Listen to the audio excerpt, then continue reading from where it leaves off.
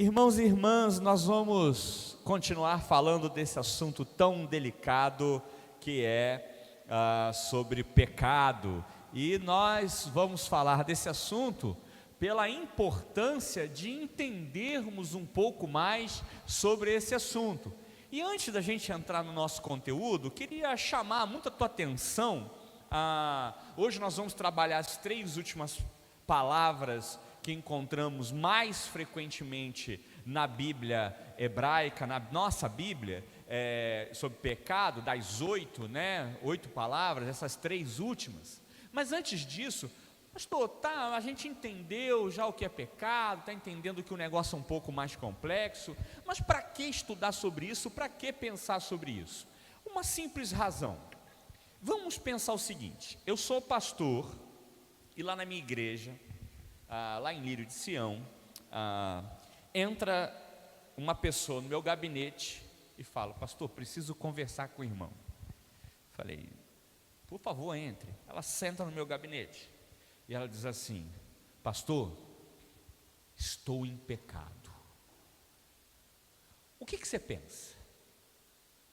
É o quê? Geralmente é o quê? Adultério, é alguma coisa pubiana, não é? É sexo, é alguma coisa nessa área. Eu fico com aquela coisa na cabeça assim: por que as pessoas que me procuram no gabinete, e vocês já entenderam isso, por que a pessoa que entra no meu gabinete e fala assim: pastor, estou em pecado, na maioria dos casos é isso. Eu tenho um ou outro, por exemplo, que pode entrar no gabinete e dizer assim: pastor, estou em pecado, tem 1 ano que eu não dou o dízimo. Já aconteceu isso comigo. Já aconteceu, por exemplo, uma pessoa entrar no gabinete e dizer assim: pastor, estou em pecado porque eu estou magoado com alguém e eu não consigo liberar perdão por essa pessoa. Também é frequente isso, mas na maioria das vezes é sexual, não é? Porém, eu não me lembro de alguém entrar no meu gabinete e dizer assim: pastor, estou em pecado. O que aconteceu, irmão? Eu tenho sonegado imposto. Pastor, estou em pecado. Por que você está em pecado? Eu estou em pecado porque eu não tiro parte dos meus recursos para ajudar o necessitado. Pastor, eu estou em pecado. Por quê? Porque eu tenho poluído o rio, eu tenho feito coisas erradas. A gente não sente culpa. A gente aprendeu a não sentir culpa. A gente só sente culpa de coisas geralmente sexuais. Será que o pecado é só sexual e com algumas outras exceções? Por exemplo, nunca veio um crente no meu gabinete dizer assim: pastor, eu estou em pecado. Por que você está em pecado? Porque eu como demais. Ninguém nunca entrou no gabinete para falar isso comigo. Parece que o Espírito Santo não toca nas pessoas para sentir culpa porque come muito. Só quando sobe na balança, ai meu Deus, né? Só nessa hora que a pessoa entra em desespero. Ela só come tanto de sentir culpa, mas não vai no gabinete confessar pecado da gula. Não vai lá dizer: eu preciso de ajuda para vencer o pecado da gula. Por exemplo, nunca entrou uma menina no meu gabinete dizendo assim: pastor, eu estou em pecado. Por quê? Porque eu me acho bonita demais. Eu sou vaidosa excessivamente. Eu valorizo mais a aparência do que o conteúdo. Não sente culpa por isso. Você não acha isso um pouco estranho, não? A gente só pensar em sexo como pecado, porque pecado é algo a mais do que isso. Pecado é algo além disso. E quando você começa a amadurecer espiritualmente, você começa a se incomodar com algumas coisas na tua vida que antes você não se incomodava. Por quê? Porque você começa a ser mais maduro espiritualmente. Por isso a gente precisa estudar sobre pecado, para a gente entender que talvez tenha uma porção de pecado que a gente cometeu e que a gente não confessou e que precisa confessar, porque a Bíblia diz assim: se confessarmos os vossos pecados, Ele é fiel e justo. Só que tem um condicional aí. Ele está dizendo que o pecado perdoado é o pecado confessado. Então, você consegue entender que talvez você esteja em pecado e nem perceba? Que eu esteja em pecado e não note que eu estou em pecado? É aí que está a questão. Será que não é pecado, por exemplo, você comprar um tênis de R$1.000, mas não tirar R$10 dos teus recursos para alimentar um necessitado? Não tem nada de errado. Por exemplo, recentemente eu ouvi falar de um salário de um pastor aqui no Rio de Janeiro. R$150 mil de salário. Eu não estou falando que ele recebe isso em um ano, não. Eu estou falando que ele recebe isso por mês. Você consegue entender que tem gente que em 10 anos não vai receber isso? Em 10 anos ele recebe em um mês. Ele não sente culpa, não? De um irmão na igreja, assalariado, fiel no dízimo, ir lá e devolver o dízimo, todo mês lá com fidelidade, e andando para a igreja, enfrentar BRT, irmão, é castigo severo para a humanidade usar o BRT. Aí a pessoa vai lá e passa por aquilo tudo, e ele não sente culpa quando ele sai na Land Rover dele, não? Ele não se sente mal que num país que entrou no mapa da pobreza ele recebe R$150 mil?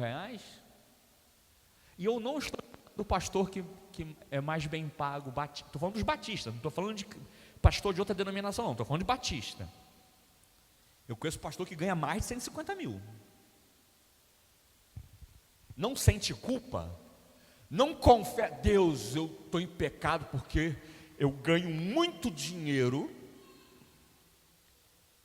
e eu não sei cuidar da moral da minha igreja porque eu tenho alguém necessitado e não ajudo. Entende a questão? Então, quando a gente vai falar de pecado, eu estou mostrando que pecado é uma coisa mais ampla do que sexo, drogas e rock and roll. Hoje, inclusive, é dia do rock, né? Então, assim, não estou falando que rock and roll é pecado, não, tá? Tô brincando, mas só porque o pessoal dizia que antigamente era sexo, drogas e rock and roll. Né? O que é sexo? Beber, violência, nem violência, né? Porque assim, é interessante, vou dar um exemplo. Uma vez, eu estava assistindo um filme, uma série, que eu detestei, chamado, em português, Como se livrar de um assassinato, né? Como não ser culpado por um assassinato, né? Eu fui assistir, e tem uma dupla de homossexuais, e eles têm uma relação sexual lá. Eu não quis ver, eu não me atrai os olhos, me ofende. Pô, pastor, mas você é homofóbico? Não, não sou, só não estou a fim de ver. E aí eu acelerei aquilo, né? Passei aquela parte. Só que ao mesmo tempo eu fiquei pensando assim, meu Deus, a série é cheia de violência. Nenhuma vez que a violência passou, eu acelerei. Quer dizer que eu só tenho dificuldade com homossexual, mas não tenho dificuldade com violência? Não tem nada de errado aí não, gente? Não tem nada de errado em a gente acostumar com violência? Porque a gente acostumou, não é? Tá o teu filho lá jogando joguinho de pau, matei, atropela. Tem um jogo que o negócio é tu atropelar pessoas. E não sente culpa. Não acha que aquilo é pecado. O culto à violência não é pecado, mas homossexual é pecador, né? Então eu posso ser homofóbico com uma justificativa religiosa, mas não rejeito violência. Tem alguma coisa errada aí nos meus valores. A homossexualidade é condenada na Bíblia? É.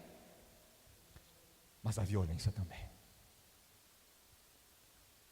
Eu já vi filme de assim, mata. Deu querer que o outro mate, né? Pecado. Você viu aquela cena daquele homem bolsonarista matando o petista, não é? Os extremos. Aí teve um homem que chegou lá e pisou, né?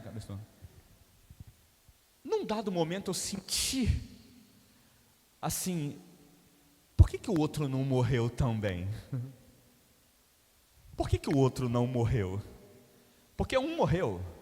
Por que o outro também não morreu? Quase desejei a morte dele, mas eu me repreendi na hora, porque eu sei que o inferno é real, e que aquele miserável homem sem Deus, apesar de se declarar cristão, vai para o inferno, e isso me assusta.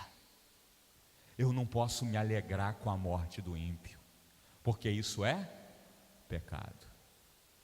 Consegue entender a gravidade? A gente tem que pensar um pouco melhor sobre o que é pecado.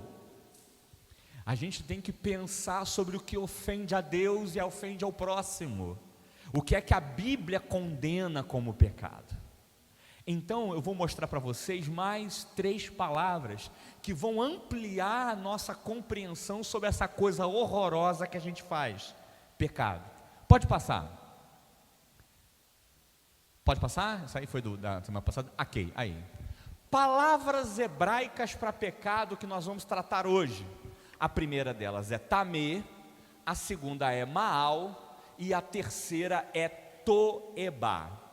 Dessas 3 palavras, a primeira delas, a última é a mais grave, mas eu queria dar mais atenção agora a essa primeira. Então é provável que a gente dê mais atenção ao nosso estudo nessa primeira chamada de tamê. Então vamos para o tamê? O tamê, e fiquem muito atentos a isso, porque no próximo estudo que nós vamos ministrar, né, o estudo da semana que vem, eu vou falar sobre arrependimento de pecado, que não é uma coisa tão simples. Tá, pastor, o senhor falou só de pecado? Não, eu vou falar de como se livrar do pecado. Então, esse pecado aqui é o mais difícil de você e eu nos livrarmos. Então fique muito atento a isso, porque esse pecado é o pecado mais difícil de nós nos livrarmos. Então vamos lá, o que é tamê? Significa mergulhar, estar imerso, com o sentido de ser manchado ou poluído, como resultado de uma imersão no pecado. Como é que eu defino tamê? Pecado por enlameamento. Eu comparo esse pecado com uma coisa que a gente vê muito nos filmes, chamado areia movediça. Lembra lá dos filmes lá da areia movediça? Que quanto mais você tenta se mover, mais você vai se enfurnando, é um pecado de enlameamento, porque quanto mais eu e você nos envolvemos, mais ele gruda em nós. Então, existe um profeta muito conhecido, o profeta Isaías, na Bíblia, que disse: sou um homem de lábios impuros, habito no meio de um povo de impuros lábios. É muito interessante, ele vai dizer assim, olha só, o Isaías, ele está dizendo assim, olha só, o povo todo é pecador, mas eu sou tão pecador quanto eles. Está todo Israel enlameado, todo Israel impuro, todo Israel cheio de tamê. Muitas vezes na Bíblia, quando você encontra a palavra impuro, é tamê. Por quê? Porque está sujo de lama. Era uma coisa que devia estar limpa e está suja. E é muito difícil para o cristão. Esses dias até tirei uma foto, passando perto da minha casa. Eu moro ali perto do Sara Kubitschek, e tem um valão ali numa rua chamada Manuel Cavarenga. Eu gosto de correr ali é muito bonito para correr, tem umas copas assim, só que tem um valão. Era para ser um rio, mas é um valão. Imundo, tem de tudo, de sofá velho a oferenda, tem de tudo ali. E aí, eu passei ali, vi uma garça vindo voando assim, e pousou, sabe, no meio daquele lixo, no meio daquela lama, e é incrível como ela vai andando, né, e não suja a pena branquinha no meio da lama.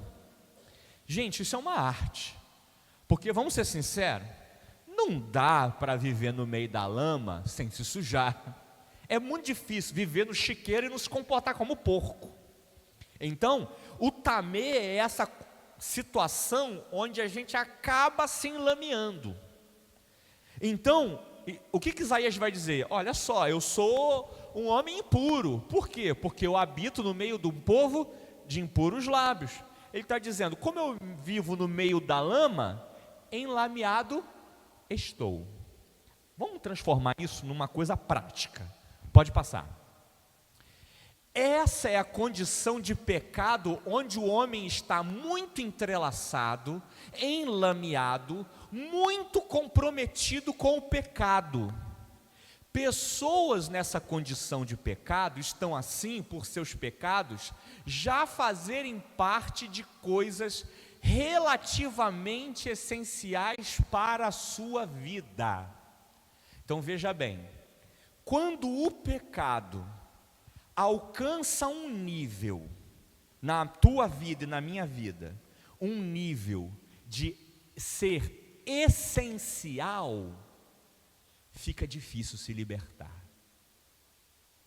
Pastor, mas como é que o pecado pode se tornar essencial na minha vida? A gente vai dar alguns exemplos. Vamos. Mas eu preciso deixar você porque eu amo mais a Cristo. Ele entendeu que o relacionamento dele, por mais que ele amasse, ele precisava se desvencilhar. Isso é dolorosíssimo para uma pessoa que chega nesse nível. É um nível de sofrimento profundo. Eu vou dar um outro caso para vocês que aconteceu num aconselhamento pastoral meu. Há uns anos atrás, quando eu pastoreava uma igreja em Sepitiba, uma jovem chegou e falou assim, pastor, eu queria fazer um aconselhamento com o senhor, eu e meu marido. Pois não. Ela entrou, sentou no gabinete, daqui a pouco, 20 minutos depois ele chegou, e eles falaram assim, nossa, é o seguinte, pastor, a gente se ama muito, a gente quer casar, a gente quer regularizar a nossa vida, a gente não está casado oficialmente, mas a gente queria muito fazer isso, a gente já está há um tempo juntos, tá, tudo bem, nós já temos 2 filhos, certo? E a gente queria muito casar, né, botar direitinho, porque a gente quer ser membro da igreja e tudo isso. Só que nós temos algumas dificuldades. A primeira delas é a mulher dele. A mulher dele? É porque ele ainda é casado. Tá, mas você largou ela e foi morar com você. Então, não, ele ainda mora com ela, mas ele vai largar ela para casar comigo, para a gente viver junto.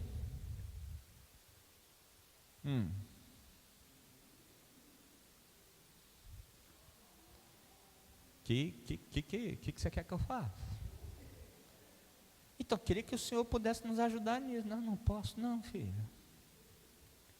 Está tudo errado. Mas por que é isso? Assim? Não, é porque a gente se ama.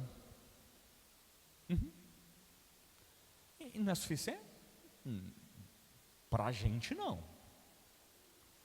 Então quer dizer que eu não vou deixar o amor falar mais alto? Não vai. Por quê? Porque amor aqui é o quê? Tamê. Entende a gravidade da situação?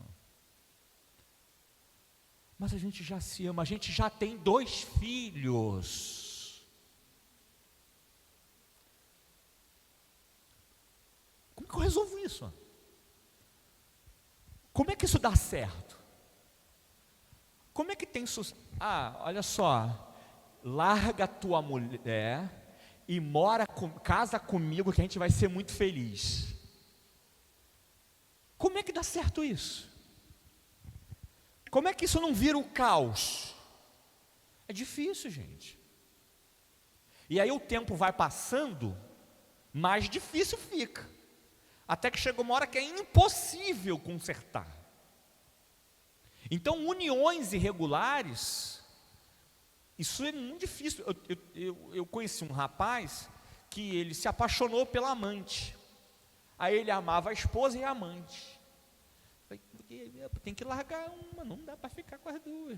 Não dá. É igual carrocinha de cachorro quente. Chega lá, pergunta, salsicha ou linguiça? Né? Tu não vai levar os 2.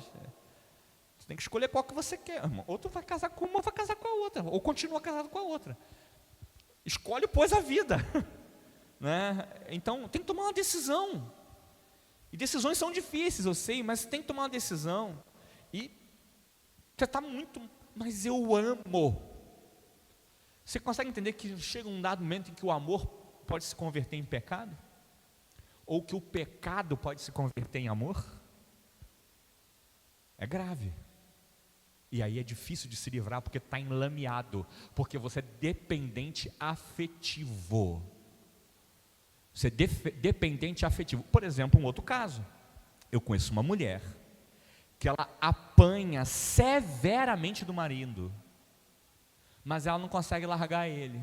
Pastor, você acha que ela tem que largar ele? Na hora, Lei Maria da Penha, denuncia esse sem vergonha, ele vai preso, vai para o inferno, mas larga ele. Mas a Bíblia é a favor do casamento.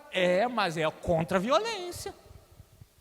Deus não se alegra com o coração duro, mas por causa do endurecimento do coração, ele deu carta de divórcio.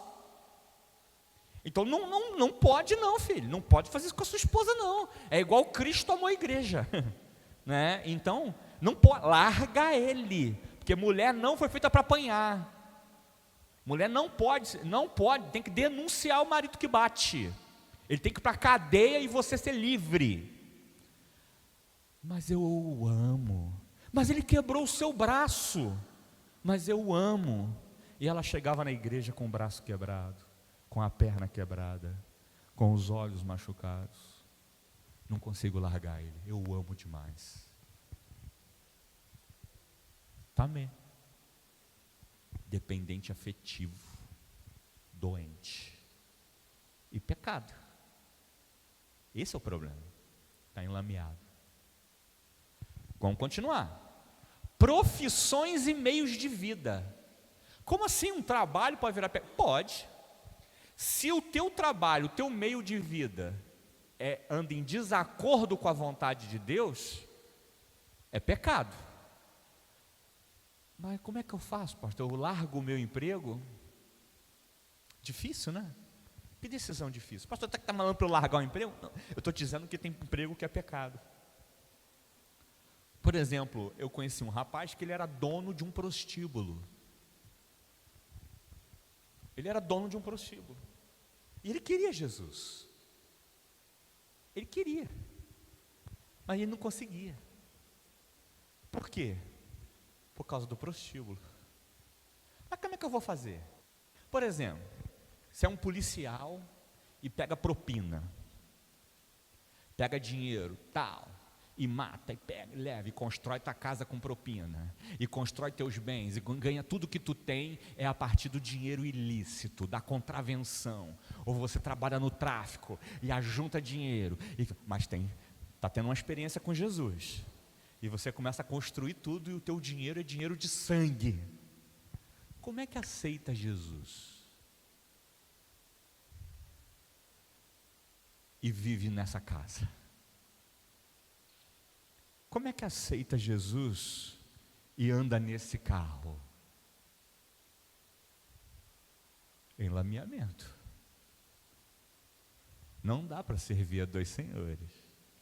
Aí você entende por que algumas pessoas não seguem Jesus. Porque é caro demais. Eu lembro de um rapaz que aceitou Jesus.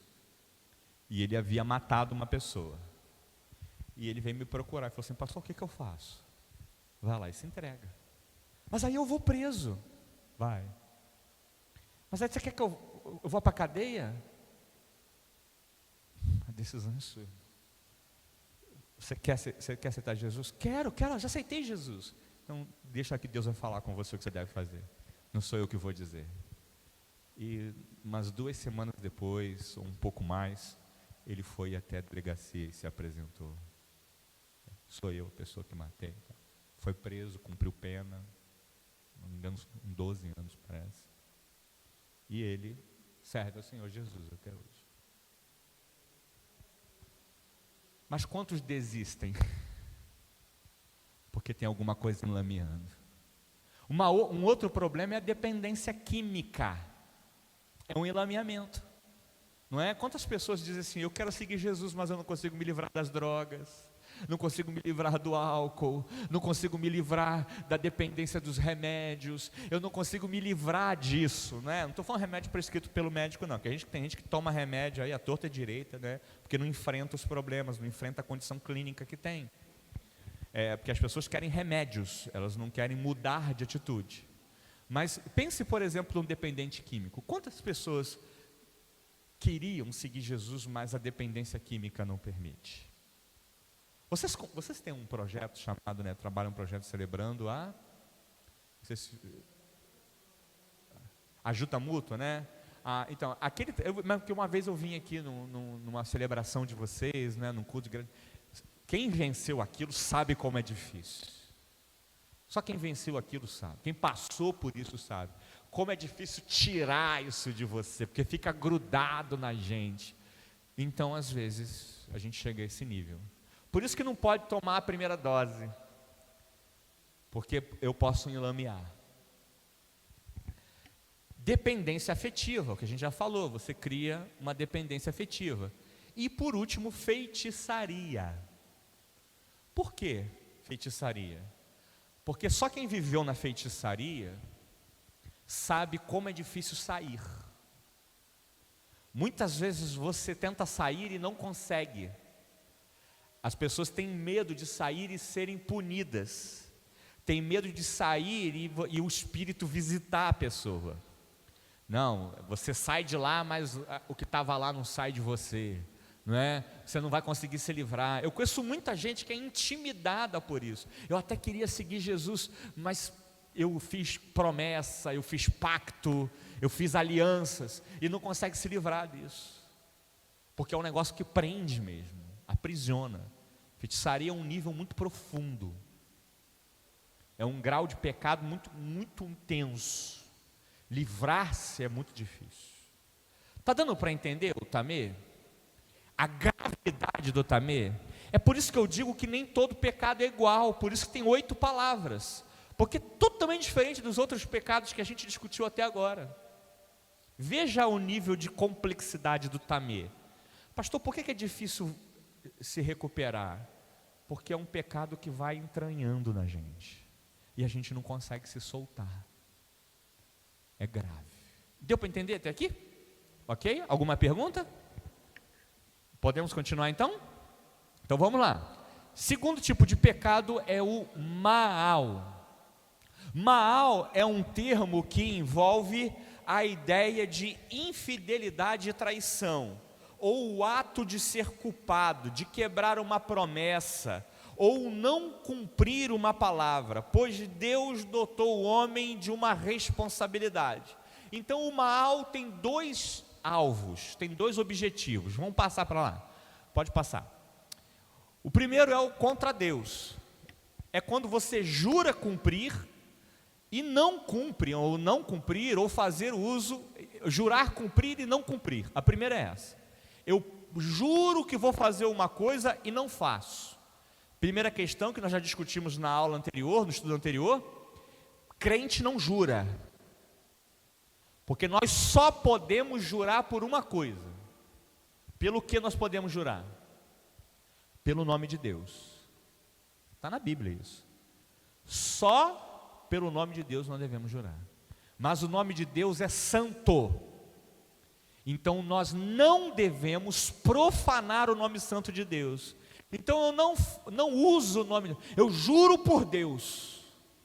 Pecado grave, né?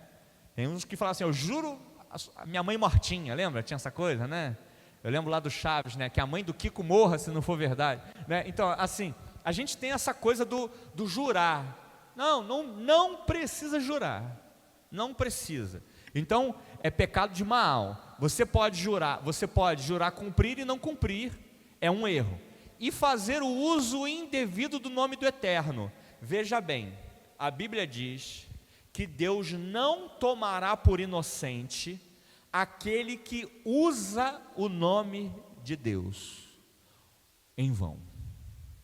Uma vez, tinha um programa, há muitos anos atrás, né, que tinha uma personagem, um programa da Globo, que tinha uma personagem que falava assim: oh meu Deus, Vocês lembram que tinha? Ah, meu Deus.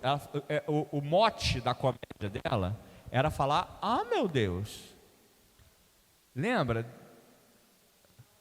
Era Zorra Total? Não, não era Zorra, acho que era do Caco, né? Sai de baixo? Era Sai de baixo? Né? Aí tinha, ah, meu Deus. Ela só falava assim, né? Não, acho que era uma senhora mineira, parece, né? Uma atriz mineira, que ela fala, ah, meu Deus, o tempo todo. E aí os crentes começam, aí você chega na igreja, os crentes que vê esses programas, aí fala assim, oh, meu Deus, oh. Aí começa as brincadeiras, oh, meu Deus. Aí tem uns que são piores, oh, Jeová, já viu? Né? Uns vícios, umas linguagens evangélicas patéticas, e que a gente não presta atenção que isso é pecado. O nome do Eterno é santo. Então, por exemplo, os judeus, eles tratam o nome de Deus totalmente diferente como os cristãos o tratam. Os judeus nem escrever o nome de Deus escreve, porque eles evitam profanar o nome de Deus. O nome de Deus é santo demais para eu usá-lo de qualquer forma. Então veja bem, o jeito que a gente trata o nome de Deus, nós seremos julgados por isso. E a Bíblia diz que Deus não nos tratará como inocentes por usar o nome de Deus em vão. Então tomemos muito cuidado com isso. Usar o nome de Deus indevidamente é pecado de mal.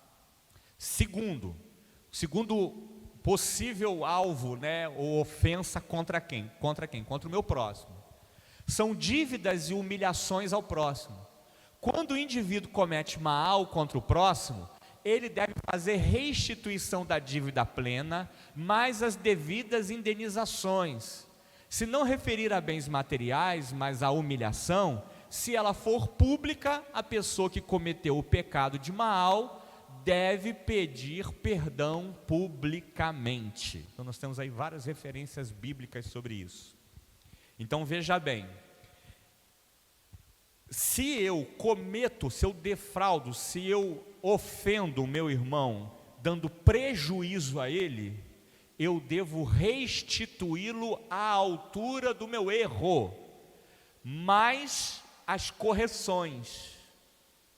A mesma coisa se dá em relação à humilhação. Se eu humilho alguém publicamente você corrige.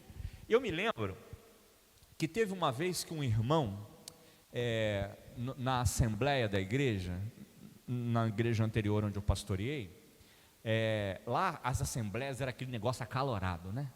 E aí a nossa igreja, graças a Deus, a gente não tem essas dificuldades, mas lá tinha muito disso. E eu me lembro que num dado momento o irmão levantou na assembleia, me questionou e falando alto assim, e eu friamente olhando para ele, porque você está errado, porque e diz isso, e falando assim, não, eu não estou não, irmão, está errado sim, não estou não.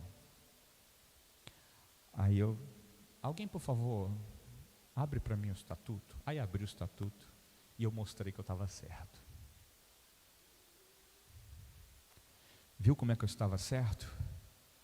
Mas devido ao seu desgaste conosco, essa perda de tempo, eu vou dar por encerrado a assembleia, porque eu não tenho nenhuma condição de continuar com isso.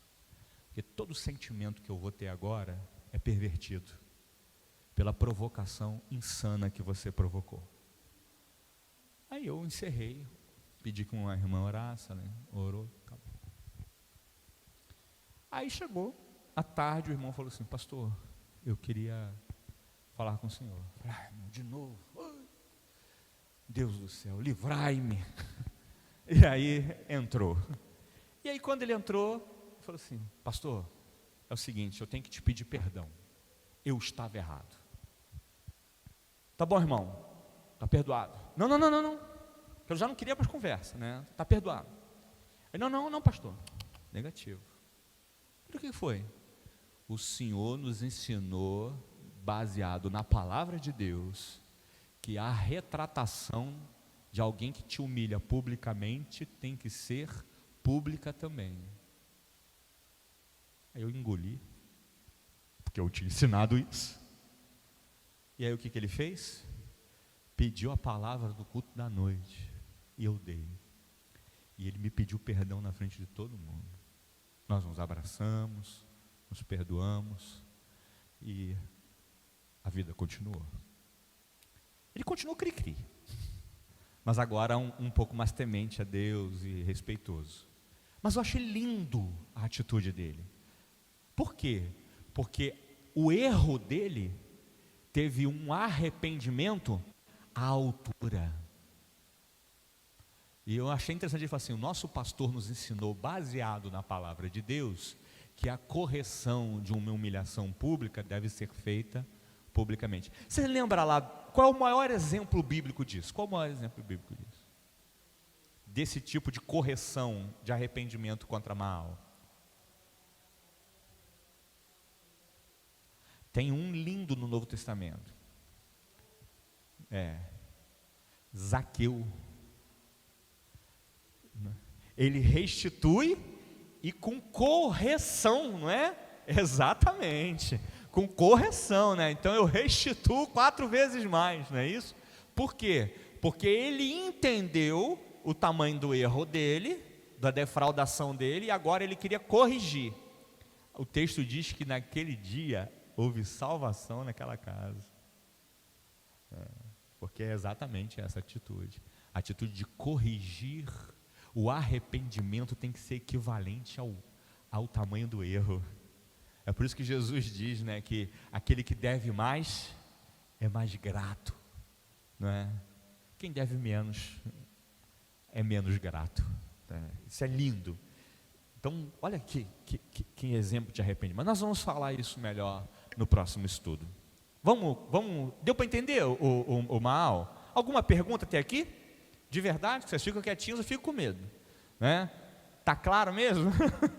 Né? Tô com dúvida e não quero falar. A tua dúvida às vezes é a do outro, né? Eu tô com dúvida, mas eu tenho medo, com vergonha. Fica não, filho, porque aqui é o lugar de acerto e de erro também, né? Então tá bom. Então tá bom. E se você tiver, pastor, fico meio acanhado, fala comigo no WhatsApp, a gente vai lá e responde direitinho, tá? Às vezes eu demoro para responder, mas respondo, tá bom? Então vamos lá. Próximo pecado é o pecado de Toebá. Pecado de Toebá é um negócio perigoso demais, meu Deus do céu. Esse é o top 8, né? É o número 1 da lista de pecados. Esse aí eu deixei por último porque é o mais grave, né? É o mais complicado de todos, porque é uma ofensa direta a Deus quando a gente fere alguém. Então vamos lá. Esses são os pecados repugnantes. Lembra que eu falei que o pecado tem cheiro? Esse é o que dá nojo. É o que dá nojo. Deus ira. Ele é tardio em se irar. Irar em hebraico é inchar a narina. Lembra que eu falei isso? Então ele demora a inchar a narina, né? Mas nesse caso, Toebá faz ele inchar na hora. Essa é a questão. São os pecados repugnantes para Deus, ou chamados de abominação. É aquilo que é detestável, ofensivo. Aplica-se geralmente violação dos direitos sociais de outros, de formas opressoras, avarentas, envolvidas em tramar contra os pobres, em apanhá-los em armadilhas, e com disposição de até mesmo assassinar a fim de atingir seus objetivos. Gente, se tem um lugar onde esse pecado é ao extremo, é Brasília. Lá no Planalto, são nas repartições, onde tem, é um negócio pesado demais, gente. Por quê? Porque você defrauda, você oprime, você escraviza o pobre para levar proveito. Vou dar um exemplo para vocês. Você lembra de um escândalo que teve no INTO, há uns anos atrás, muitos anos atrás? Foi uma máfia do INTO, né, do Instituto de Traumaortopedia, que eles estavam roubando próteses, né, próteses de joelho e vendendo essas próteses. Tinha uma irmã lá em Sepetiba que ela tinha um problema nos 2 joelhos. E ela cuidava do filho dela que tinha Down. Era totalmente dependente dela.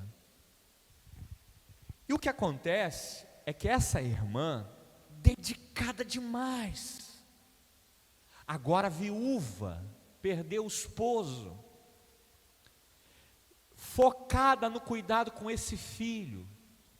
Ela tinha problema nos 2 joelhos, um era mais grave, né? Ela andava assim, ia lá com a muletinha dela. Ela chegava na igreja e falava assim: pastor, o senhor pode dar uma olhadinha para mim como é que está a fila do INTO para minha cirurgia?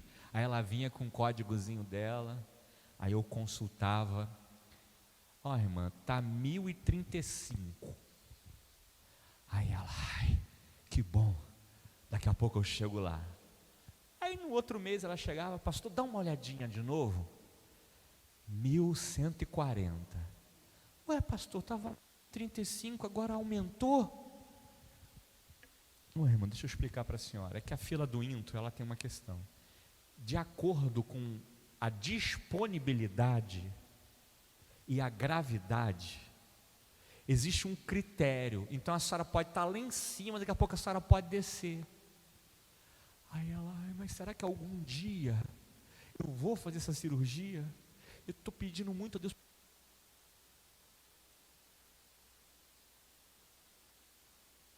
Ei, voltou. Eu não estou aguentando mais.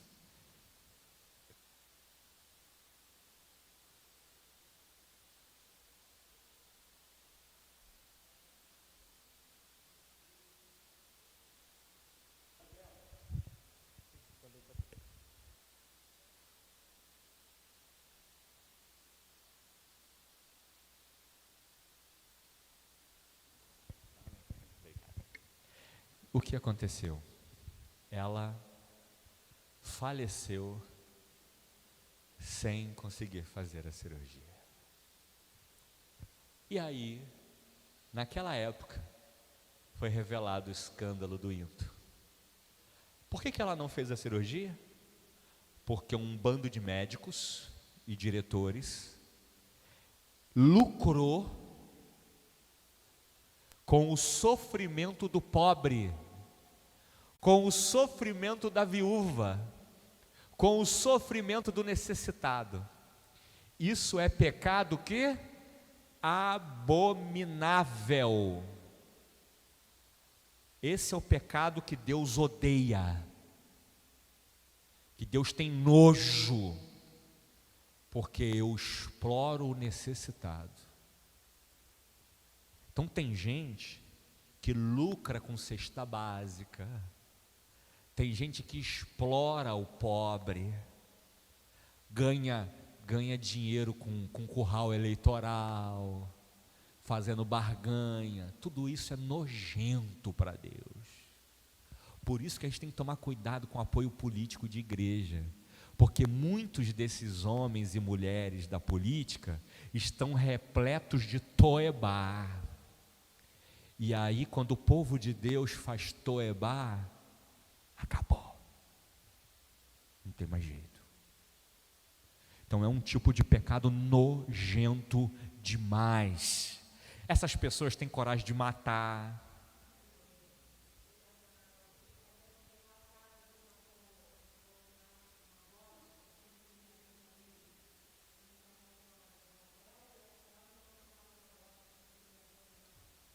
O período de Jezabel é o período mais nojento de Israel, né?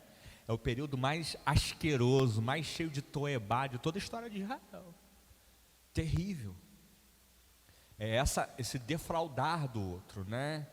Pesar a mão sobre o pobre para enriquecer.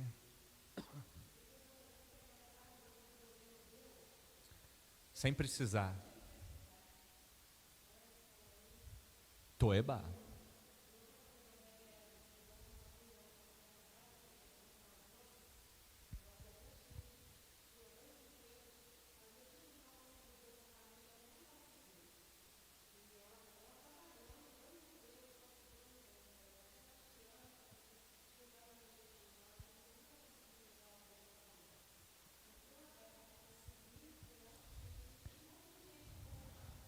Sim, eu vi uma reportagem de pessoas que tinham pensões e que moravam em pensões assim de um salário mínimo e tal, pegavam pensões no nome de outras pessoas e tal, e moravam em mansões. Pois é, isso é o pecado repugnante.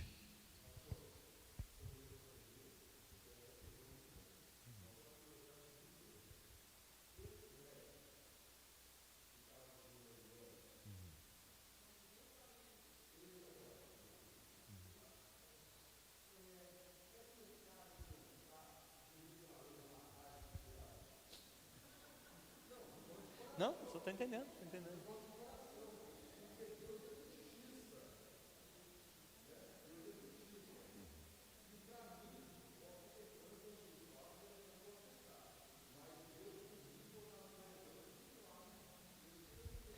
Sim, o seu sentimento, já te dou a palavra.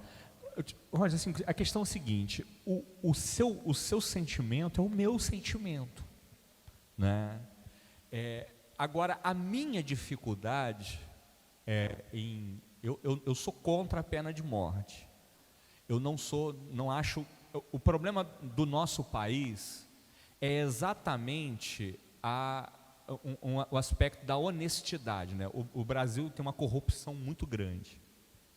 Então, por exemplo, o nosso sistema prisional é profundamente injusto, né? Você vai numa penitenciária, a maioria são negros e pobres.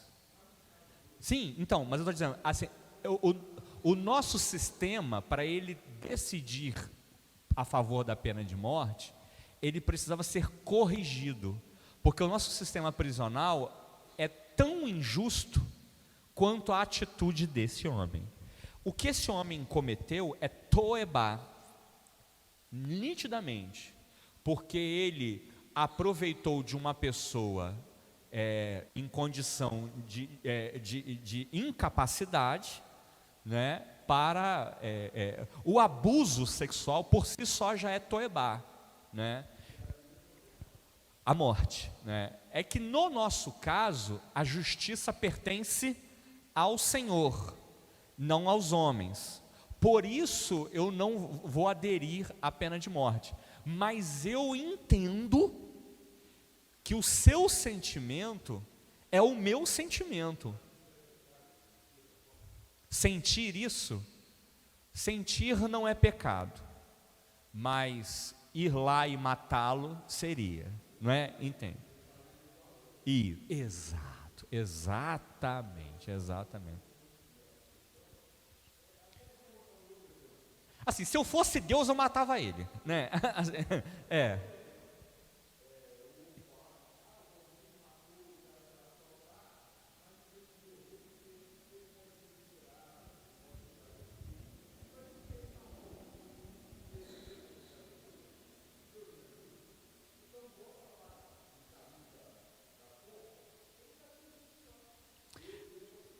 Entendi. Então,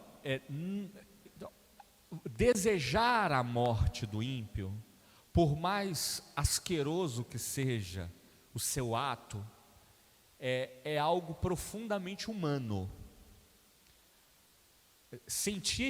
Querer que aquela pessoa morresse, não sentir isso talvez seja até estranho.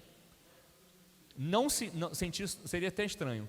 Agora, nós escolhemos, deixar que o juiz seja Deus, que o executor seja Deus, e que a justiça seja justiça humana, seja a justiça divina do que a justiça humana. O profeta diz que a justiça humana é como pano de imundície.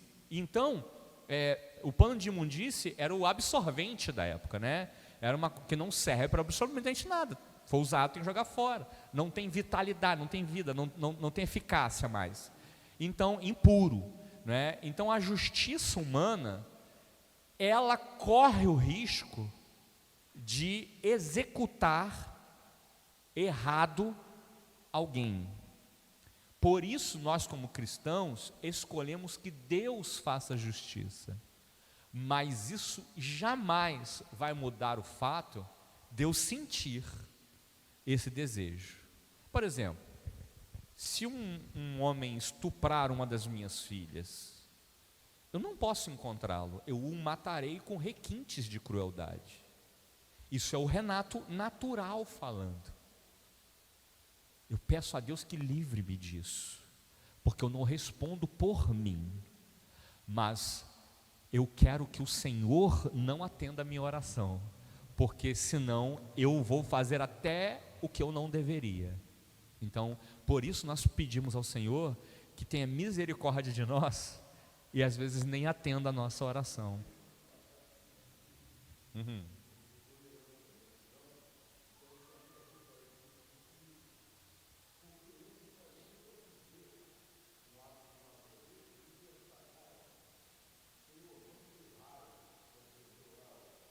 Sim. Sim, sim.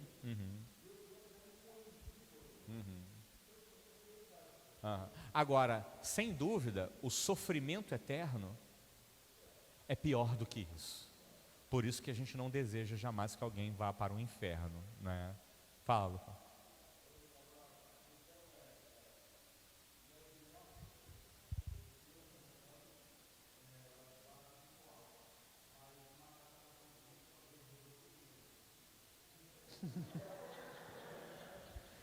Senhor amado.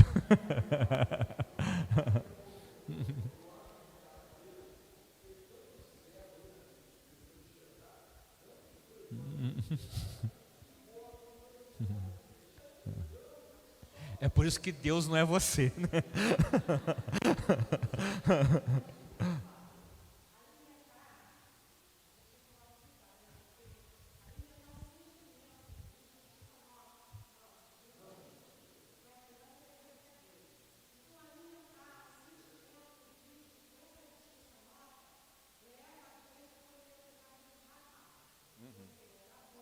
E vira mal.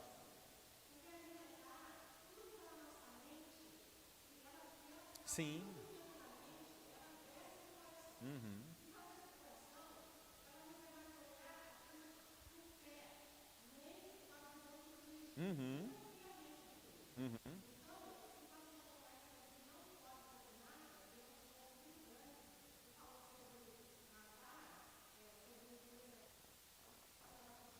Sim. Terrível.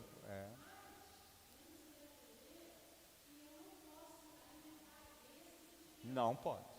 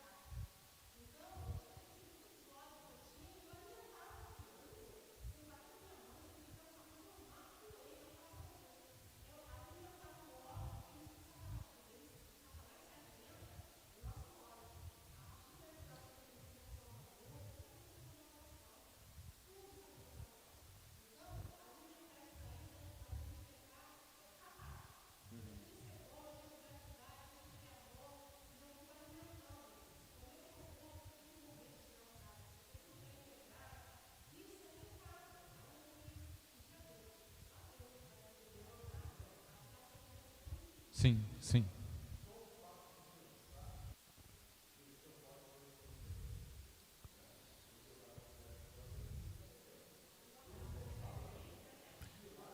Sim, sim. Seria mentira sua, né? Aham.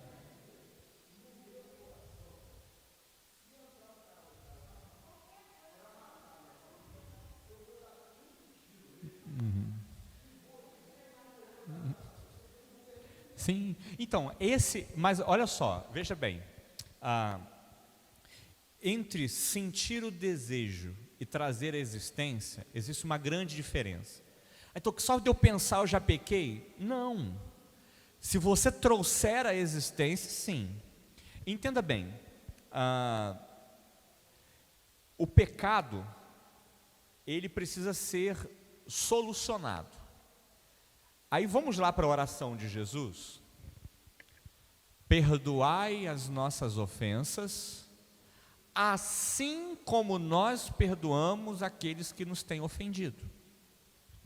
Jesus diz assim: eu vou perdoar vocês à medida que vocês perdoam os outros. Eu vou tratar vocês à medida que vocês tratam os outros. Então, é possível que uma atitude minha ou sua, muito dura, seja a forma como Deus vai me tratar no dia do julgamento. Assim, por exemplo, às vezes a gente vê as pessoas falando assim, não, isso eu não aceito. Tá bom, então o Senhor vai tratar a gente na mesma medida, não é? Entenda bem, eu, Renato, estou falando do Renato, eu sou um estuprador em potencial, eu sou um assassino em potencial, eu sou um explorador em potencial, eu sou um adúltero em potencial, porque eu sou capaz de fazer isso tudo. Essa é a questão. Aquela criança, aquele menino, aquele homem que matou, um dia ele foi uma criança na escola. E um dia, talvez lá na escola, a professora perguntou assim: o que você quer ser quando crescer? Eu quero ser médico. Eu quero ser professor, eu quero ser engenheiro, né? Eu quero ser policial. Ele não pensa ele não imagina assim, eu quero ser um assassino, né? Desde cedo. Não, a gente vai sendo construído durante a vida. É a surra que a gente toma, é a escolha errada que a gente tem, né? É o caminho torto que a gente escolhe, é a companhia ruim, a gente vai sendo construído. Miserável homem que sou, é isso que Paulo diz. Quem me livrará do corpo desta morte? A gente não pode esquecer que Paulo compactuou com a morte de Estevão e de outros cristãos. Então aquele homem ali foi transformado, né?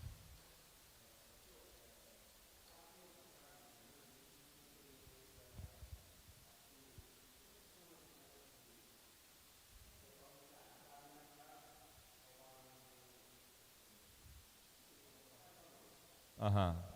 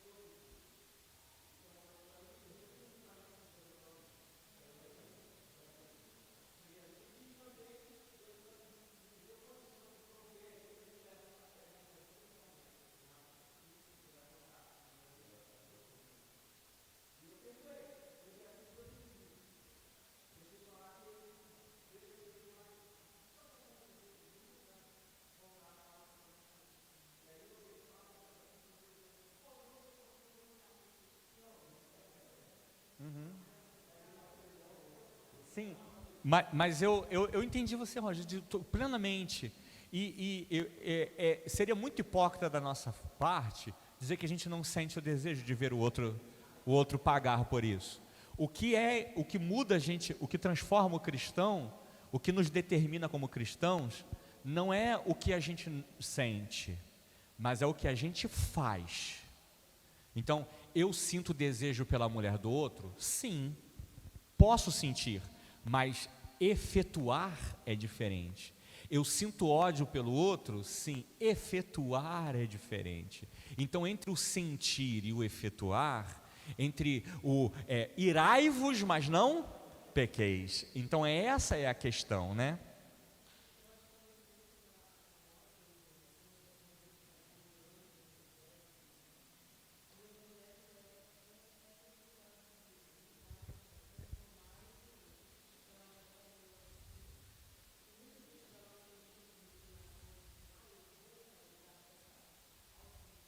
Uhum.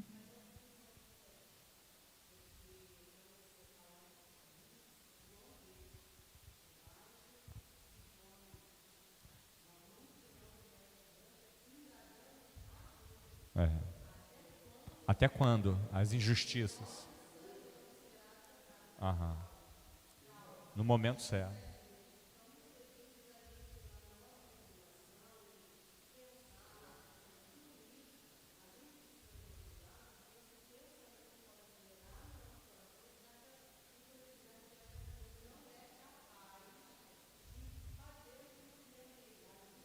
Uhum.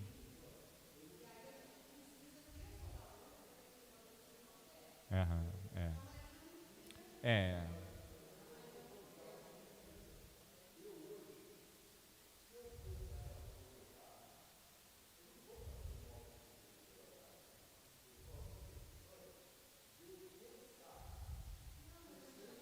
Sim, sim. Uhum. É. O- Até que se traga a existência. É. Aham. Sim. Sim. Sim. É. Pensar existe um limite entre o pensar, o engendrar e o nutrir. Não é assim, eu penso nisso, aí isso vira o meu assunto do almoço e tal. Porque quando vem um pensamento à nossa mente, a gente tem o poder de fazer o quê? Repreender, não é?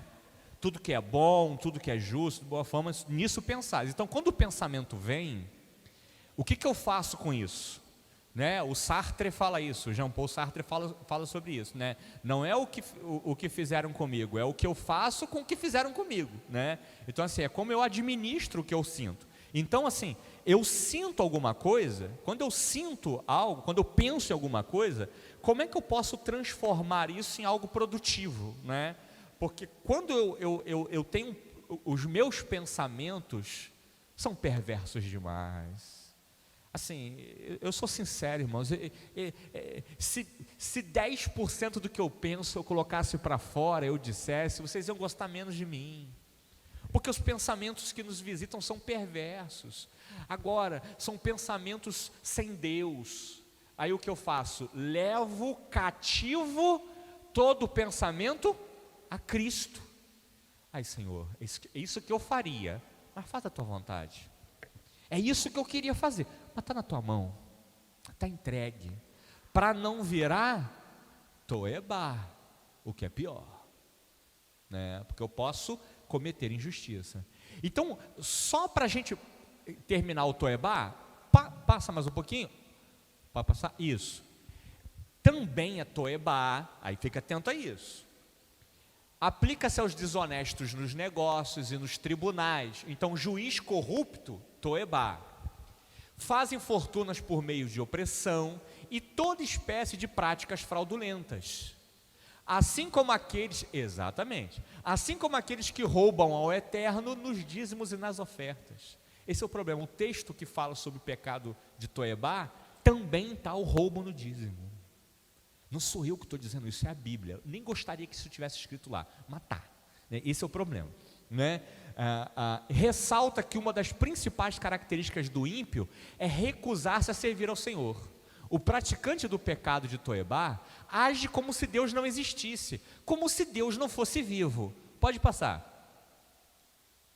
Também, aspas, também se encontra em prática de Toebá algumas relações sexuais. Então, alguns atos sexuais, a lista é um pouco ampla, alguns atos sexuais são repugnantes. Então, assim, explorar o pobre, defraudar o necessitado, levar vantagem contra outra pessoa é o equivalente, por exemplo, a não devolver o dízimo. E é o equivalente a algumas relações sexuais. Pastor, mas eu não concordo com isso aí não. Também não, irmão, mas está na Bíblia, eu vou fazer o quê? Não, mas a questão é o seguinte, olha, assim, eu não consigo entender que, tem coisa que Deus não gosta, que Deus detesta, e que eu nem acho que é tão ruim assim. Mas vou fazer o quê? Eu não estou aqui para passar pano quente. Pastor, só se decidiu dar aula de dízimo, de pecado, e está lá dizendo que é repugnante não cuidar do dízimo, e tem gente que acha que não, eu dou se eu quiser, não é 10% não, pode ser 5%, pode ser 20% também, né? Mas pode ser menos, nunca pensa que é mais, né? É um negócio complicado, irmãos, e eu não vou nem perder muito tempo com esse negócio de dízimo, porque a gente sabe que é pecado, é perda de tempo, não é? Mas, por último, e aí vamos lá, topo do topo, a tampa, pecado de repugnância, idolatria, gravíssimo. Os 10 mandamentos proíbem explicitamente a idolatria no primeiro e segundo mandamento. A idolatria é pecada porque priva a Deus de um direito que lhe é próprio, o culto e a adoração. Daí ser considerado coisa abominável. Ezequiel denuncia a idolatria como infidelidade e prostituição. A maior parte das vezes na Bíblia que fala sobre prostituição e adultério, não é relação sexual, é idolatria, está se referindo a você profanar-se com outros deuses. Então Deus não divide sua glória com absolutamente ninguém, é coisa dele, ele cismou com isso, é dele, é o jeito dele. Então assim, isso é o topo dos pecados, é amar a Deus sobre todas as coisas, e o segundo, ao próximo como a si mesmo. Então, esse é o topo dos pecados, ofender Deus diretamente. Duas formas que eu ofendo Deus diretamente. A primeira é a idolatria, e a segunda é ferir os necessitados, os fragilizados, aqueles que estão incapazes. O que Tiago nos diz? Que a verdadeira religião é cuidar do órfão, né, da viúva, do estrangeiro, não é? Assim, eu fico muito preocupado. A minha igreja, apesar dela ser dedicada a missões, ela ainda não é uma igreja missionária, tornar-se-á um dia, quando nós tivermos a 60% do nosso investimento, de toda a nossa arrecadação ser enviado para missões. Quando 60% tiver, aí eu vou dizer que minha igreja é missionária. Até lá eu não vou dizer que ela é missionária não, ela está indo para lá. Mas quando eu fico muito preocupado, porque até hoje nós não conseguimos trabalhar com nenhum refugiado, com nenhum estrangeiro necessitado. E a Bíblia diz que a verdadeira religião é cuidar do estrangeiro. Eu preciso muito que a minha igreja pratique a verdadeira religião. É muito importante isso. Então, isso é agradar diretamente a Deus, e não fazer isso ofender diretamente a Deus. Muito, muito pesado esse assunto de pecado. Gente, não sei como é que vocês aguentam vir estudar isso, mas assim, é muito importante que a gente pense sobre isso. Sim. Idolatria.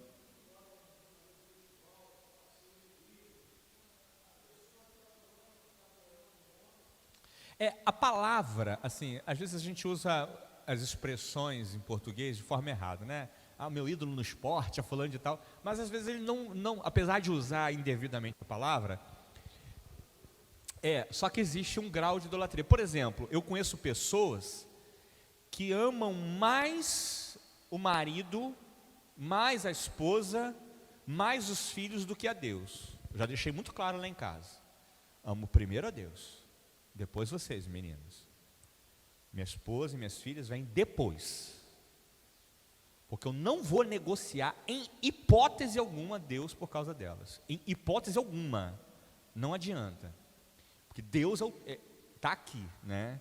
Outro dia eu estava vendo o Ariano Suassuna falando sobre uma música do Cazuza, né? Meus heróis morreram de overdose. Aí ele falou assim, gente, por mais incrível que seja a poesia do Cazuza, e é mesmo, ele falou assim, que homem infeliz, porque o meu herói morreu na cruz, mas ressuscitou. Achei lindo o Ariano Suassuna falar isso. Porque assim, a gente se decepciona com pastores, com líderes, e aí a gente, né, larga a igreja, sai fora, irmão.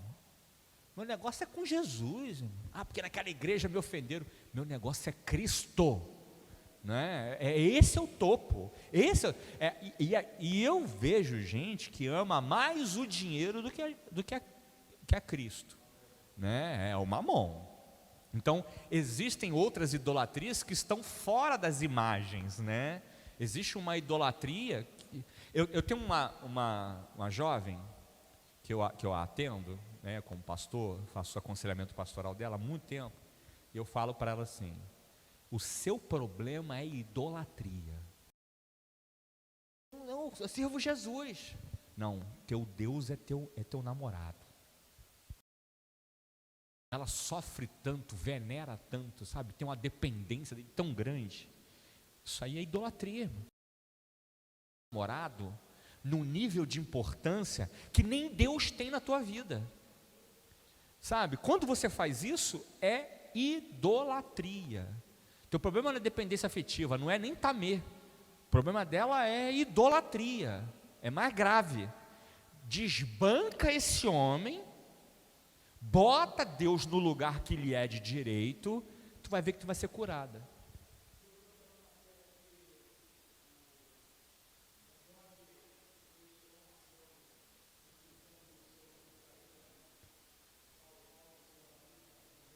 Triste, né? Essa obsessão, né? Hoje existe um outro Deus, né? Esse aqui porque é o lugar onde a gente mais olha, é aquilo que a gente mais vê, né? Assim, só para terminar, eu achei uma coisa interessante, né? Assim, eu estava dentro do trem, eu não sei você, mas assim, quando era CBTU, quando era Fluminense, aí o rapaz, uma piada muito engraçada, rapaz, ele achou a peruca de Sansão, né, o episódio da peruca de Sansão, não sei quem lembra, aí eu contando para ele, e eu comecei a conversar com ele, só como a gente estava distante, rapaz, só vi o pessoal assim, ó, botando no bolso, colocando aqui assim, e aí só vi as pessoas assim, ó, e eu conversando, e eu estou notando que o clima, que rolou um silêncio, né, e aí, um cara que eu nunca vi na minha vida, eu lembro disso. Aí eu falando assim, quando eu ia terminar a frase, ele falava assim, né, Gertrudes Camacho, mas era Dalila Cafêmea. Tinha uma frase assim. Aí quando eu falei, Gertrudes Camacho, ele, Dalila Cafêmea. Aí começou a rir. E aí ele começou a rir, todo mundo, eu lembro. E aí começou uma conversa sobre Chaves lá dentro. Foi um negócio muito legal, gente. Porque a gente começou a se ver. A gente começou a se contemplar. E a gente começou a falar com gente, não com isso aqui. Se as pessoas do passado nos vissem hoje, iam dizer que o nosso Deus é isso, porque é aquilo que a gente mais olha, é aquilo que a gente mais contempla. Você já viu hoje que as pessoas falam assim, né? Eles compram um celular hoje por causa da câmera de selfie. Por quê? Porque tem umas pessoas que ficam o tempo todo, né? O tempo todo tirando foto, porque ama se ver. Existe a síndrome do selfie, né? Que é uma veneração sobre si, e as pessoas têm dificuldade de olhar para a própria face e metem uma porção de filtro, Então tem gente que bota tanto filtro que tu não sabe se é um avatar ou se é um ser humano mesmo. Porque tá lá com tanto filtro, gente, que a pessoa bonita, tu vai conhecer ao vivo, não é tudo aquilo, né? Tem dificuldade de se reconhecer, né? Então isso está caminhando para um grau de idolatria. Quando é que a foto ficou boa? Quando você ficou bem na foto. O outro pode estar lá com o olho torto, né? Olhando para cima, piscou. Ai, que foto linda, porque você está ótima, né? Não porque o restante prestou. Então veja como a gente está começando a olhar só para a gente. A gente chegou a um nível de auto-idolatria, né? A gente tem que tomar cuidado onde isso vai nos levar. Porém, por hoje é só, pessoal. Né? Já passamos 17 minutos do nosso tempo. Peço perdão a vocês, mas a gente encerrou esse ciclo para a gente então entrar no novo ciclo, que é o de voltar. Isso aqui é ir pecar, agora é voltar do pecado, abandonar o pecado, que é o nosso próximo estudo. Vamos orar? Senhor, não deixe que os nossos pensamentos, que os nossos sentimentos, que as nossas práticas nos distancie de Ti ao ponto de nos afundarmos em nossos pecados. Que as palavras dos nossos lábios e o meditar do nosso coração sejam agradáveis à Tua presença, Senhor. Pai, Te pedimos misericórdia sobre nossas vidas, porque somos pecadores, o Senhor sabe bem disso, o Senhor nos criou assim, mas pedimos que o Senhor nos ajude a suportarmos fazer mais a Tua vontade do que a nossa. Pai, pedimos que o Senhor nos leve em paz para os nossos lares, na dependência total de Ti, e que possamos aprender a examinar-nos a nós mesmos, arrependermos dos nossos pecados, não só dos sexuais, mas de todos os nossos pecados, e que esses pecados sabemos que eles nos afastam de Ti, mas o nosso arrependimento tenho certeza que o Senhor não vai rejeitar. Por isso te pedimos que o Senhor nos ensine a voltar. É assim que te imploramos essa noite. Leva-nos em paz. Amém e amém. Que Deus abençoe a todos e todas.